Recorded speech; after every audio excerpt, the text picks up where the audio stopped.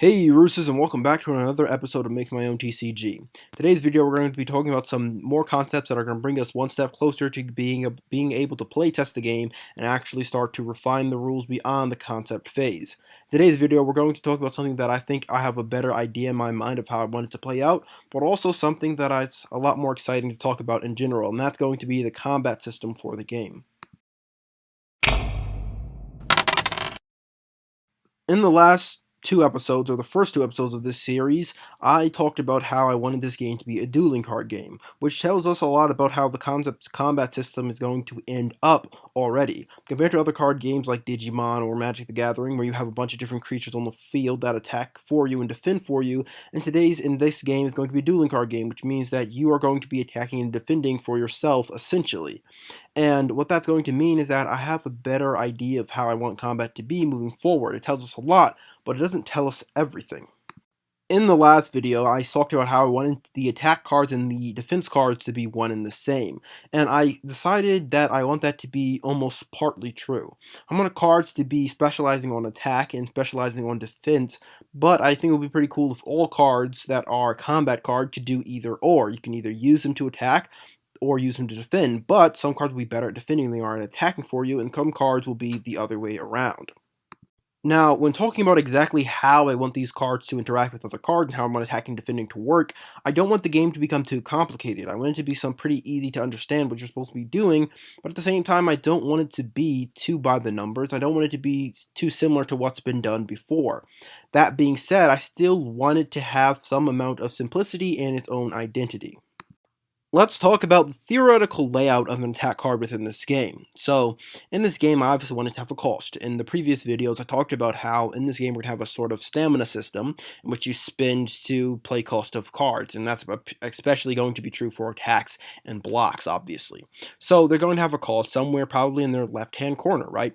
And so that's pretty much simple. Then when we go into the values on a layout of a card, you're going to have probably the name right by the cost, the art under that, and then you're going to have the abilities, but what we're going to really be talking about in today's video is going to be somewhere situated at the bottom of the card, though of course I'm probably going to end up changing how that's going to end up looking, but you're going to have a power value, and that's how much of damage it can do, but also, if it's used to block, how much it can block for. Around this power value, you're going to have a number of sort of bubbles. They're not going to have any number to them specifically attached, but they're going to either be red or blue. And the red bubbles means that you can spend a dark or light energy, something that we talked about in the last video. If you haven't watched that yet, go ahead and watch that to get a bit more of an understanding of what I'm talking about. You can spend a dark or light energy, either or, to buff this thing's power by that much. When the bubbles are red, you can spend one to give it that much extra power while you're attacking. And if it's blue, it's probably you can spend that much to give it extra power when it's blocking. This is pretty much going to determine whether attacks is going to be better for blocks or better for attacks, right? So then on the other side of that, we're going to have a zone sort of system, sort of like universes in which they have the three zones, mid, high, or low.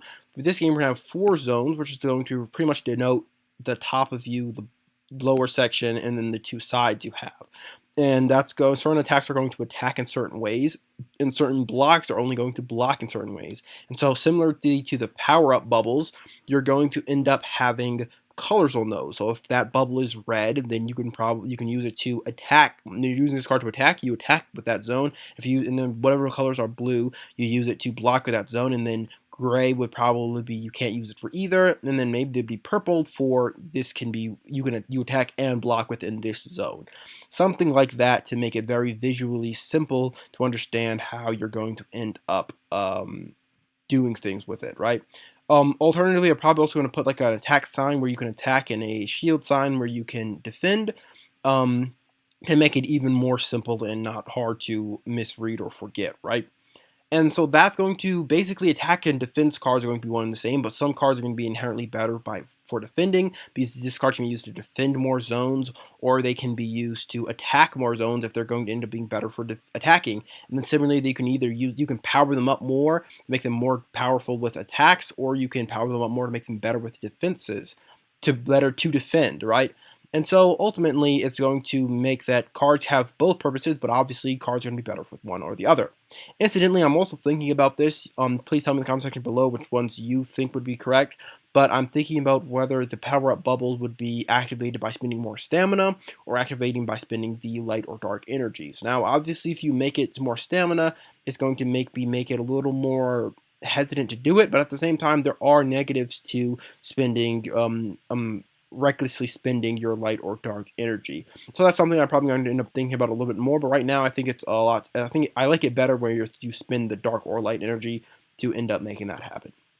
And so, dipping into the idea of talking about the game flow of the game, which is going to be how the turn structures go. I need to talk about how combat is actually going to work in terms of combat flow, right? So, how is it going to work? Every character on your turn of the combat, you're going to have an action and a side action. I got this idea from Ashes Reborn. If you haven't heard the card game, you can go search it up. It's an idea in which you take actions back and forth, but when you have a turn to take an action, you can take an action, and then you can take a side action, which is going to be a certain set of actions that are going to do smaller things that aren't going to be as important as your bigger main actions, right? So for a main action, you can play a card and attack, right? And then for side action, you can expel some of your unwanted dark or light energy, right? And so what that's going to end up doing is you're going to have a chance to do something big, and then you can do something small just to make it so that you can mitigate that dark and light energy or some other certain things on the field. You can do some other abilities in one turn, quote unquote, quotation, but really in your action phase, right? So you're going to spend a main action, play an attack. Your opponent is then going to have a chance to respond to that action you just played with some certain reactions that they might have, usually going to be a block. And they can then attempt to block that attack, trying to match up their block zone with your attack zone. And obviously, if they happen to match it up perfectly, then they can then proceed with how blocking is going to actually end up working. And so blocking is going to be very simple. When you match up your block zone with your opponent's attack zone, then you reduce their attack power by your block power and you take the difference.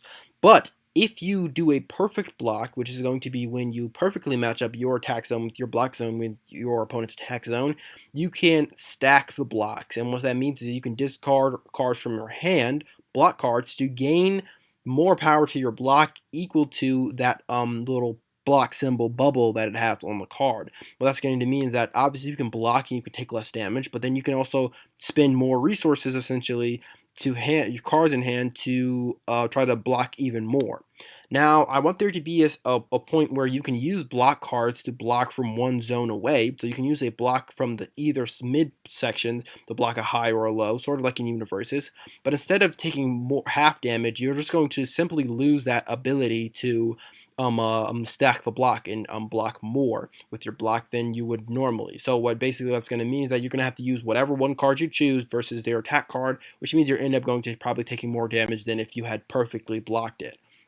Obviously, there's a lot more things. When we get into testing, I think it's really when the combat flow is going to end up straightening out, and that's when you're going to really decide what's going to be smarter and what's going to be a little more stupid.